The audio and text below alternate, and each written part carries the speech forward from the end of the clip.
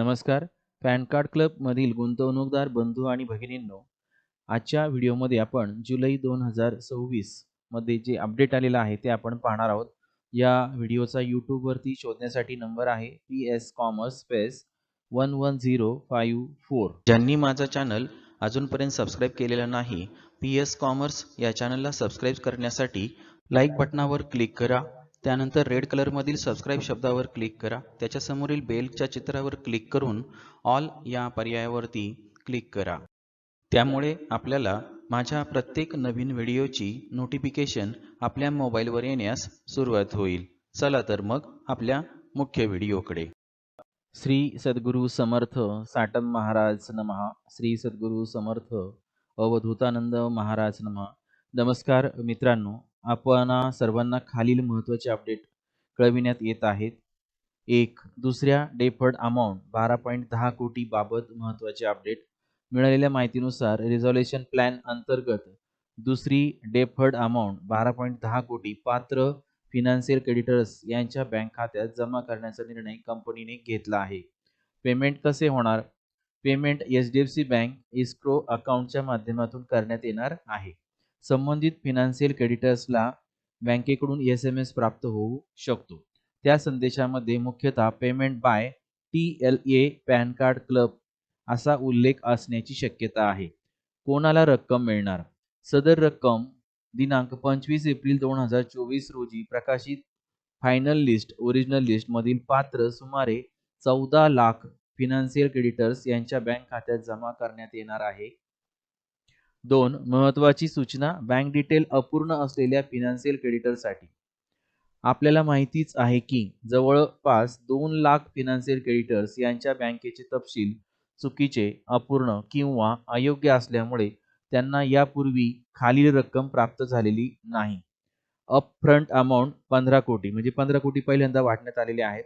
त्यानंतर आता first deferred amount 10.80 कोटी वाटण्यात आलेले आहेत. याच कारणामुळे अशा फिनान्शियल क्रेडिटर्सना सेकंड डेफर्ड अमाऊंट 12.10 कोटी देखील तत्काळ प्राप्त होण्याची शक्यता कमी आहे. 3. ज्यांनी रेक्टिफिकेशन पोर्टलवर बँक डिटेल्स दुरुस्त केले आहेत त्यांच्यासाठी.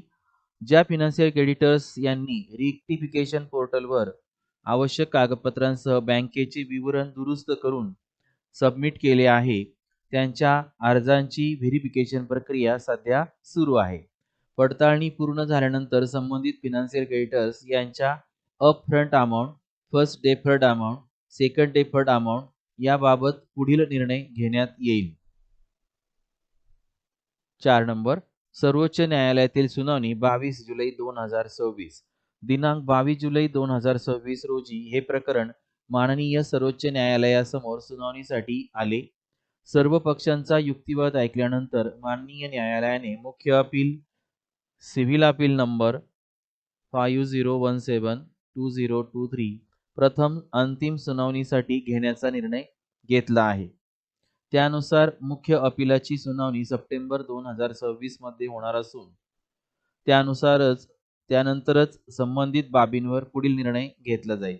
सर्वोच्च न्यायालयाच्या संकेतस्थळावर उपलब्ध माहितीनुसार पुढील सुनावणीची तारीख 30 सप्टेंबर 2026 दर्शविण्यात आलेली आहे.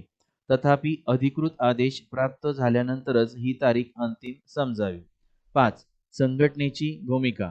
आपल्या सर्व फिनान्शियल क्रेडिटरच्या न्याय्य हक्कांसाठी आमची संघटना सुरुवातीपासून सातत्याने प्रयत्नशील आहे आणि पुढेही राहील. या संदर्भात कोणतेही अधिकृत अपडेट मिळताच ते त्वरित आपल्या अधिकृत माध्यमातून सर्व फिनान्शियल क्रेडिटर्स पर्यंत पोहोचविण्यात येईल. एकच नम्र विनंती, कृपया संयम, विश्वास आणि एकजूट कायम ठेवा. रिझॉल्युशन प्लॅनची अंमलबजावणी टप्प्याटप्प्याने सुरू असून प्रत्येक पात्र फिनान्शियल क्रेडिटरला त्याचा न्याय्य हक्क मिळावा यासाठी आवश्यक ते सर्व प्रयत्न सुरू आहेत. ओम श्री सद्गुरु समर्थ साटम महाराज. ओम श्री समर्थ सद्गुरु समर्थ अवधूतानंद महाराज तसेच सर्व देवी देवतांच्या कृपेने सर्व प्रलंबित प्रश्न लवकरात लवकर मार्गी लागो आणि प्रत्येक पीडित गुंतवणूकदाराला न्याय मिळो हीच प्रार्थना.